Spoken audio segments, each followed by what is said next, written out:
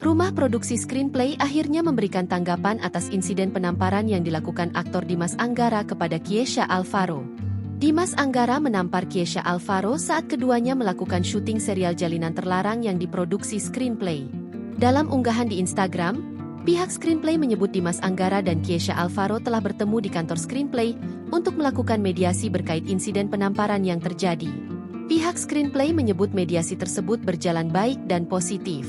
Terkait dengan pemberitaan antara Dimas Anggara dan Kiesha Alvaro, keduanya telah bertemu, tulis rumah produksi screenplay di Instagram, dikutip Rabu, 25 Juni 2025. Pihak screenplay mengatakan, mediasi antara Dimas Anggara dan Kiesha Alvaro diakhiri dengan sepakat untuk berdamai dan saling memaafkan atas insiden penamparan yang terjadi.